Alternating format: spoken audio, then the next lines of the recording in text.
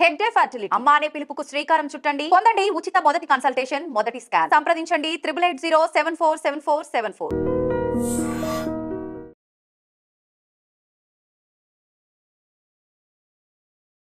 నమస్తే, welcome to ఐడ్రిప్. నేను మీ ఝాన్సీ. ఇప్పుడున్న సిచ్యువేషన్స్లో హెల్త్ అనేది చాలా ఇంపార్టెంట్ థింగ్ అయిపోయింది. ఆరోగ్యమే మహాభాగ్యం అంటారు. మరి ఎంతమంది ఆరోగ్యంగా ఉన్నారు? చిన్న చిన్న జ్వరాలకి సిక్ అయిపోయి చాలామంది బెడ్ రిటర్న్స్ అవుతున్న వాళ్ళు కూడా చాలామంది ఉన్నారు. ఈవెన్ చిన్న పిల్లలు కూడా జలుబుకి దగ్గుకి కూడా చాలా సిక్ అయిపోతున్నారు. మరి అప్పటికి ఇప్పటికీ సిచ్యువేషన్ ఏం మారింది? ఇప్పుడు డాక్టర్స్ చెప్తుంటారు డ్రై ఫ్రూట్స్ తినండి, హెల్దీ హ్యాబిట్స్ని అడాప్ట్ చేసుకోండి అని చెప్పి. మరి సామాన్యులకి అంటే మిడిల్ క్లాస్ ఇంకా బిలో మిడిల్ క్లాస్ ఉన్న వాళ్ళకి డాక్టర్స్ చెప్పే ప్రిస్క్రిప్షన్స్ అన్నీ తెచ్చుకొని తినడం సాధ్యమవుతుందా? మరి మన పూర్వీకులు ఇవన్నీ తినే ఇంత స్ట్రాంగ్గా ఉన్నారా? బాయిలర్ కోడి నాటుకోడితో పోలుస్తూ ఉంటారు. నాటుకోడి అయితే చాలా స్ట్రాంగ్గా ఉంటుందని ఇప్పుడున్న పిల్లలందరూ అబ్బా వీళ్ళు బాయిలర్ కోళ్ళు అని అంటూ ఉంటారు. అసలు అది ఎందుకు వచ్చింది? మన పిల్లలు స్ట్రాంగ్గా ఉండాలి, హెల్దీగా ఉండాలి అంటే మనం ఏం చేయాలి? ఈ విషయాలన్నీ తెలుసుకుందాం. ప్రస్తుతం మనం ట్రెడిషనల్ హీలర్ ఇంకా హెర్బలిస్ట్ ఆంజనేయ రాజు గారి దగ్గర ఉన్నాము. నమస్కారం అండి. నమస్తే అమ్మా. సార్, ఇప్పుడు ఎవరు ఏం చెప్పినా, డాక్టర్స్ కానీ హీలర్స్ ఎవరు చెప్పినా కానీ ఆరోగ్యవంతమైన ఆహారం తీసుకోండి అని చెప్తున్నారు. ఒక సగటు మనిషికి ఒక కూలి పనులు చేసుకొని ఒక రోజుకి ఒక 300-500 తెచ్చుకునే వాళ్ళకి మీరు చెప్తున్న లిస్ట్ అంతా పాటించడం అవుతుందా? డ్రై ఫ్రూట్స్ అంటున్నారు.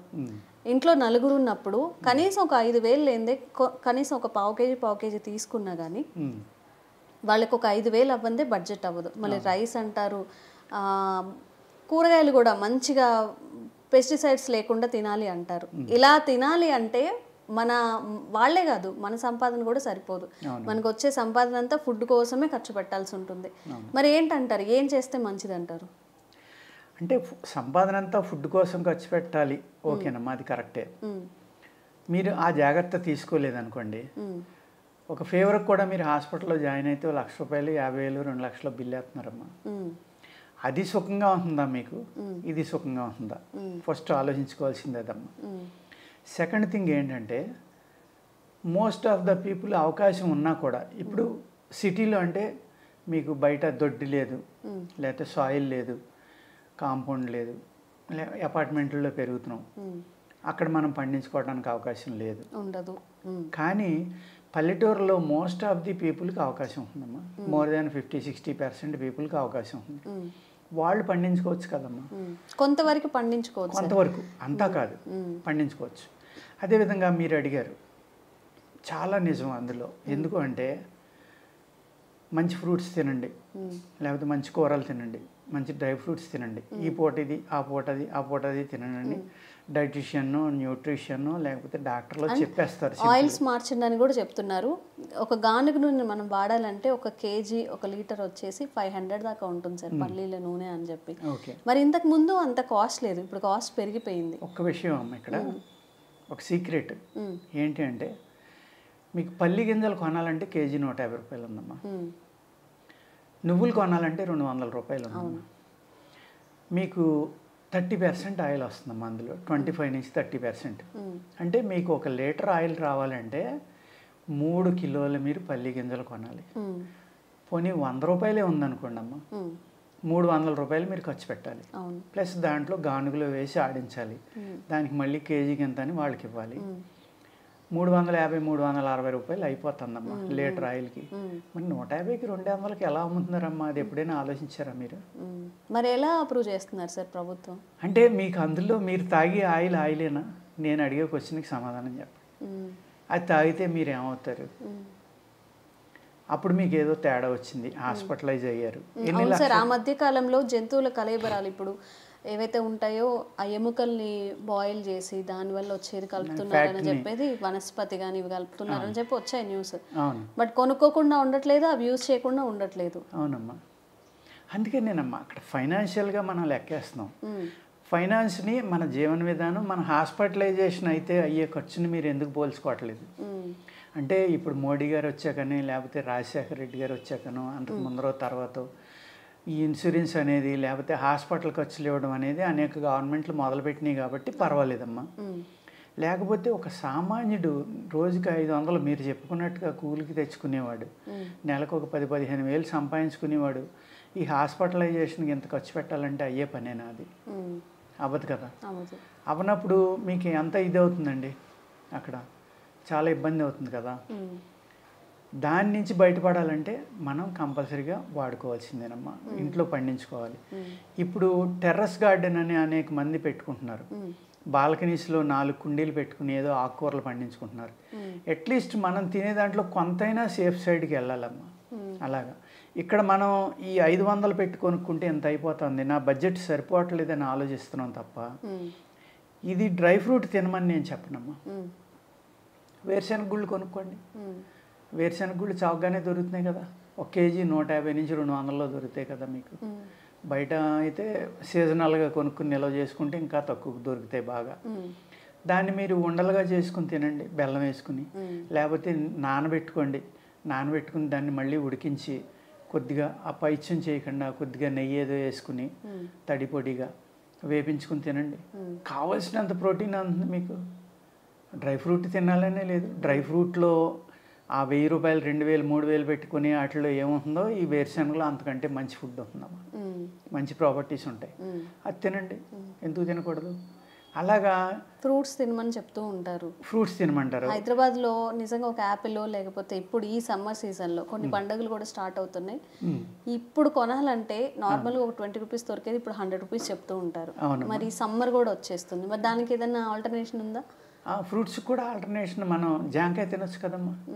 జాంకాయ కేజీ మీకు 70 రూపాయల్లోనే దొరుకుతుంది కదా.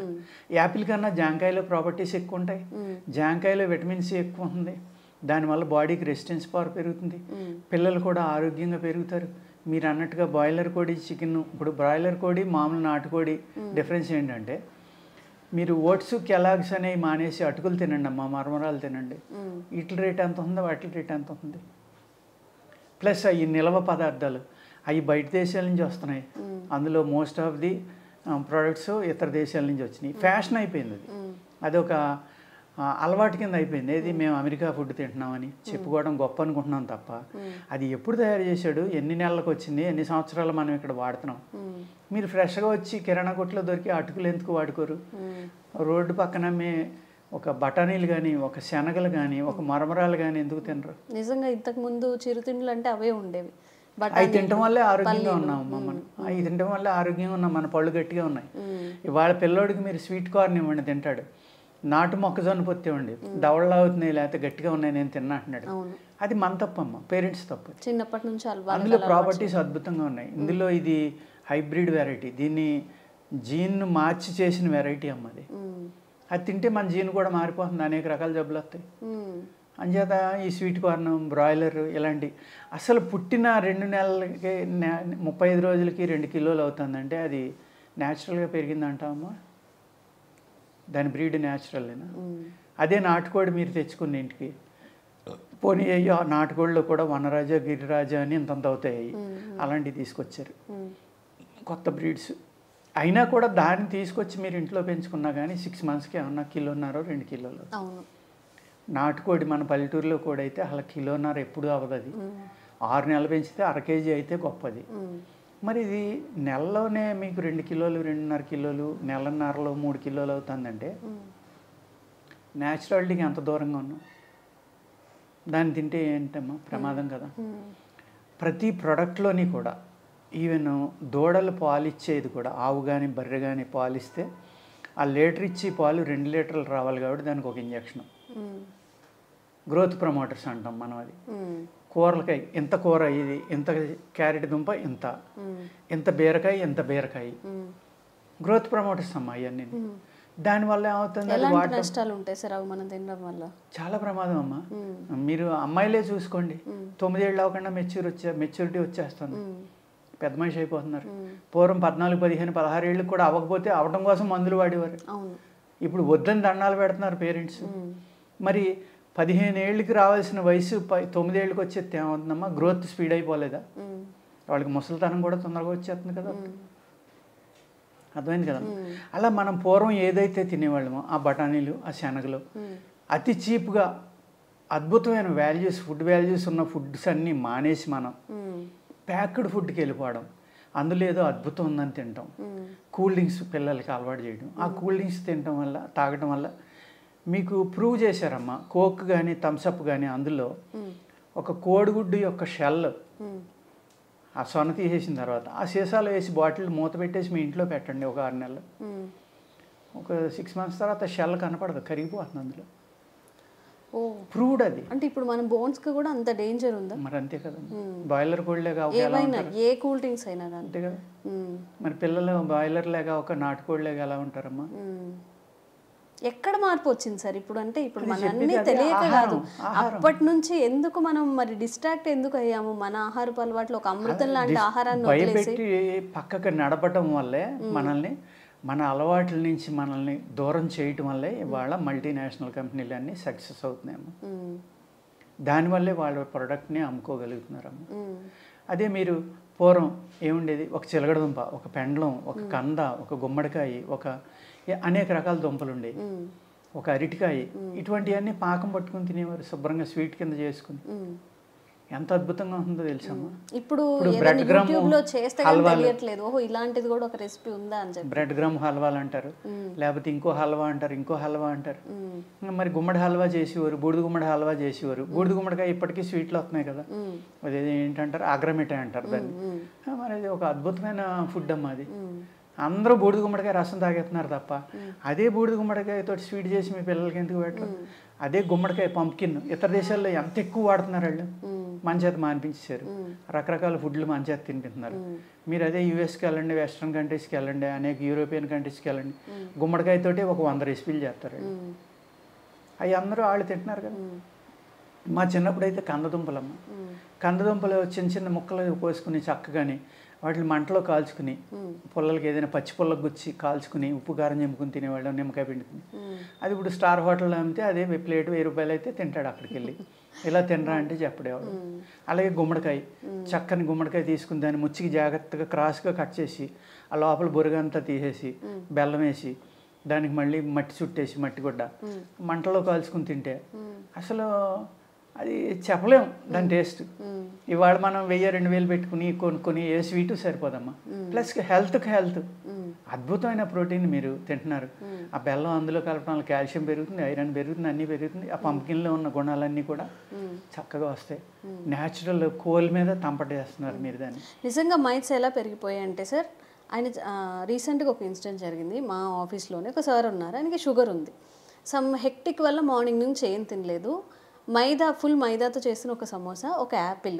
ఆయన ఏం చూస్ చేసుకున్నారు, యాపిల్ వద్దు నాకు ఆ సమోసా ఇవ్వు అని చెప్పి. ఎందుకు అంటే సార్కి షుగర్ ఉంది అని చెప్పి. మరి షుగర్ ఉన్నప్పుడు మైదా తినకూడదు కదా. యాపిల్ అనేది సరే ఎంతో కొంత యాపిల్ అనేది న్యాచురల్గా వచ్చింది, న్యాచురల్గా పండింది. అంటే బాగా చదువుకొని వెల్ ఎడ్యుకేటెడ్ అయ్యి మంచిగా ఉన్న వాళ్ళలో కూడా అంత మైట్స్ పెరిగిపోయాయి. అంటే ఆయన ఎందుకు తినలేదంటేనమ్మా మీకు అర్థం అవ్వలేదు. అందులో కార్బోహైడ్రేట్ హైయెస్ట్ ఉంటుందమ్మా, పిండి పదార్థం యాపిల్లో చాలా ఎక్కువ ఉంది. తిన్న వెంటనే అది గ్లూకోజ్ కింద కన్వర్ట్ అయిపోతుంది. మైదా కూడా అట్లనే అవుతుంది. మైదా అవదమ్మా, మైదా టైం పడదు. అది గోధుమలోంచి వచ్చింది, గోధుమలోంచి వచ్చింది కాబట్టి అది అరగటానికి టైం పడుతుంది. కానీ గ్లూటెన్ అనే టాక్సిన్ ఉంది అందులో, కాదంట్లా. దాన్ని బ్లీచింగ్ వాడి వైట్గా చేశారు, అవన్నీ ఉన్నాయి. ఉన్నా కూడా యాపిల్ అనేది మోస్ట్ డేంజరస్ అమ్మా. ఎందుకంటే యాపిల్కి వాడినన్ని పురుగు మందులు దేనికి వాడరు. Okay, grape, palm granite, Apple అమ్మ, ఈ మూడాట్లకి భయంకరమైన పెస్టిసైడ్స్ వాడతారు. ఎవ్రీ డే కొద్ది ఇంచుమించు వారంలో 4 రోజులు స్ప్రే చేస్తారు. పామ్ గ్రానైట్కి మబ్బు పట్టింది అనుకోండి, ఎవ్రీ డే స్ప్రే చేస్తారు, ఎవ్రీ డే. అది చిన్న మచ్చపడిన 400 కిలో వచ్చేది 40 రూపాయలు కూడా రాదు. అందుకు అన్ని స్ప్రే చేయవలసి వస్తుందమ్మా. ఆయన అక్కడ పిండి పదార్థం ఎక్కువ ఉందని తినలేదు మీ ఆఫీస్లో. దాని బదులు ఇది తింటే ఇది స్లోగా అరుగుతుంది కాబట్టి ఇందులో బంగాళదుంప ఉండొచ్చు, ఇంకోటి ఉండొచ్చు, మసాలాలు ఉంటాయి. కానీ అక్కడ రీజన్ అది అనమాట. ఈ విధంగా మనం ఏం చేయాలంటే పిల్లలకి ఏమీ లేదమ్మా, మీరు ఓల్డ్ ఏజ్లో పూర్వీకులు, ఓల్డ్ ఏజ్ పీపుల్ వాళ్ళ దగ్గరికి వెళ్ళి మీరు ఏ ఆహారం తిన్నారని అడగండి అంతే. అది ఒక టైం టేబుల్ రాసుకోండి. మీరు సగం ప్రాబ్లం నుంచి బయటపడతారు. అలాగే ఈ పిల్లలు అప్పుడు బాయిలర్లే పెరగకుండా నాటుకోళ్ళలాగే పెరుగుతారు, స్ట్రెంగ్తీగా పెరుగుతారు. ఇవాళ పిల్లలు 5-6 అడుగుల నుంచి దూకితేనే కాళ్ళు ఇరిగిపోతున్నాయి. మేము 20 అడుగుల నుంచి దూకినా మాకు ఏమయ్యేది కదా. ఎప్పటికీ నేను పొలం వెళ్తే 5-10 అడుగులు ఊరికే దూకుతా, ఏమవు. ఎందుకు ఉండాలి అంటే ఫుడ్ హ్యాబిట్ మారాలి. నేను చెప్పినట్టుగా స్వీట్ కార్న్ మానేసి నాటు మొక్కజొన్న పొత్తు, లేకపోతే మామూలు మొక్కజొన్న పొత్తులు ఇవ్వటం. అలాగే ఈ బ్రాయిలర్ చికెన్ లాంటిది మానేసి నాటు చికెన్ పెట్టడం, ఫిష్ పెట్టడం, లేకపోతే మటన్, ఇలాంటి అలవాట్లు మార్చుకోవాలమ్మా. మార్చుకుని నేను ఏదైతే చెప్పానో కంద, పెండలు, చిలకడ దుంపలు, అరటికాయలు, లేకపోతే మన గుమ్మడికాయలు, బూడిద గుమ్మడికాయలు, ఇలాంటి వాటితో స్వీట్స్, రకరకాల రెసిపీస్ చేసి పెట్టాను. ఇప్పుడు అదే ఆలుగడ్డ ఒకటే చేస్తారమ్మా, ఏది చిప్స్ కానీ ఇంకోటి కానీ, ఇవన్నీ ఎందుకు చేసుకోకూడదు? ఈ చిలకడదుంప రత్నపురి గడ్డ అంటారు కదా, దాన్ని ఎందుకు స్వీట్ పొటాటో అంటారు కదా, దాన్ని ఎందుకు చేసుకోకూడదు? చేయట్లేదు మనం. ఆలుగడ్డ ఆలుగడ్డ ఆలుగడ్డ ఒకటే, ఏది పట్టుకుంటే అదే. అసలు ఆ శనగలు అనేవి వాళ్ళ పిల్లలకు పెడితే నవ్వలేరు వాళ్ళు, బఠానీ పెడితే నవ్వలేరు. స్వీట్ మామూలు కార్నే తినలేనివాడు అదేం తింటాడు? పళ్ళు మెత్తబడిపోతున్నాయి, ఒళ్ళు మెత్తబడిపోతుంది, ఎముకలు మెత్తబడిపోతున్నాయి. ఇన్ని రకాల ప్రాబ్లమ్స్ మనం ఆహారం వల్ల, మన ట్రెడిషన్ వదులుకోవటం వల్ల అనుభవిస్తున్నాము. అది మళ్ళీ మనం ఆ ట్రెడిషన్లోకి వెళ్ళినప్పుడే ఏదైతే మనం మర్చిపోయామో ఆ జీవన విధానంలోకి వెనక్కి వెళ్తేనే మనకి సుఖపట్టం అనేది జరుగుతుంది. మళ్ళీ మన పూర్వీకులు ఏదైతే మనకు అందించారో ఆహారపు అలవాట్లు అవి నేర్చుకోవాలి. 90% అనే ఈ హెల్త్ డిసీజ్ నుంచి బయటపడచ్చు, హెల్తీగా ఉండొచ్చు. అవునండి. థ్యాంక్ యూ అండి. నమస్తే.